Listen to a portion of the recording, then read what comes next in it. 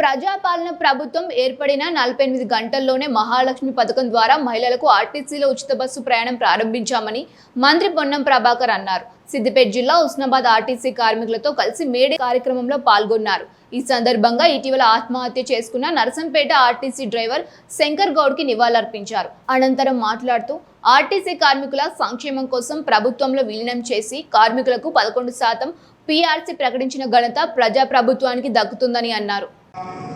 May Day అనగానే కార్మికుల హక్కుల కోసం 140 సంవత్సరాల కింద నెత్తురు ఏరులై పారినటువంటి పరిస్థితి నుంచి చర్చల ద్వారా సమస్యలు పరిష్కరించుకుంటూ కార్మికులను సంతోషంగా ఉంచుతుంది తప్ప ఎందుకంటే ఒక రవాణా శాఖకి పరిమితం కాలేయాల తెలంగాణ వ్యాప్తంగా ఉన్న గిగ్ వర్కర్లకు దేశవ్యాప్తంగా మొదటిసారి చట్టం తెచ్చిన ప్రభుత్వం రేవంత్ రెడ్డి గారి నాయకత్వంలో మన కార్మిక శాఖ మంత్రి వివేక్ వెంకటస్వామి గారు, మన పాత కాకా గారి కొడుకు వివేక్ వెంకటస్వామి కార్మిక శాఖ మంత్రిగా ఈరోజు గిగ్ వర్కర్ చట్టం తీసుకొచ్చినాడు. అంతేకాదు అన్ని రకాల కార్మిక క్షేత్రాలకు సంబంధించినటువంటి సంక్షేమం మా బాధ్యత. ఇక్కడ కూడా తెలంగాణ మొత్తంగా ఉన్నటువంటి హమాలీలకు సంబంధించి హుస్నాబాద్ హమాలీ సంఘాలు ఉన్నటువంటి 5-6 సంఘాలు మనందరం చూస్తాం. ఉదయం లేవగానే వాళ్ళు ఏ విధంగా ఈ ప్రజా జీవన వ్యవస్థలో అటు ధాన్యం కానీ, ఇటు గృహ నిర్మాణం కానీ, అటు వాణిజ్యానికి సంబంధించి అనేక రకాలుగా రోజు ఏ విధంగా కష్టపడి పనిచేస్తూ ఉన్నారో వాళ్ళ సంక్షేమం కొరకు ప్రభుత్వం బాధ్యతగా ఉంది.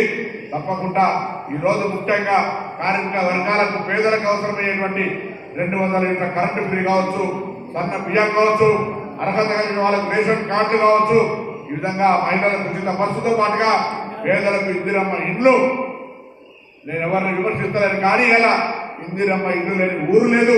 ఇందిరమ్మ ఇల్లు లేని విధంగా అందరికీ ఇల్లు లేని వాళ్ళందరికీ మొదటి సంవత్సరం 3500, మళ్ళీ ఇప్పుడు మరొక ఇందిరమ్మ ఇళ్ళ శాంక్షన్ రాబోతా ఉంది అనే మాటని సందర్భంగా మనవేస్తూ నేను హుస్నాబాద్ బస్సు డిపోకు సంబంధించిన బస్ స్టాండ్కి సంబంధించిన ఉద్యోగస్తులందరినీ కోరుతా ఉన్నా.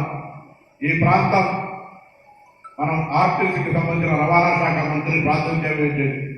ఈ ప్రాంతం నుంచి మీ అందరికీ మీరు కూడా ఒకసారి సీఎం గారితో ఒకసారి ముందు కూర్చొని మీకు వ్యక్తిగత సమస్యలు చెప్పండి. అదేవిధంగా బస్సుల ఫ్రీక్వెన్సీ కూడా ఏ విధంగా జరగాలో చెప్పండి. ఇక్కడ నుంచి ప్రతి పల్లెటూరుకు, ప్రతి ఊరికి, ప్రతి నువ్వు అమరావతి వచ్చేటప్పుడు కూడా వెళ్తాం, తిరుపతి కానీ ఎక్కడికైనా ప్రజలు ఆ బస్సులో మనకు తెలుసు, మీకు బస్సు ఆక్యుపెన్సీ రేట్ కూడా ఉండాలి కాబట్టి బస్సులు ఎక్కడికైనా వేయడానికి ఇబ్బంది లేదు.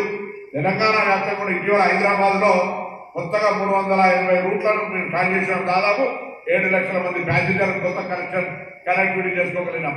ప్యాసింజర్ ను బస్సు లైఫ్ లైన్ కాబట్టి బస్సు లేదు రాదు అనేకుండా ఉంటే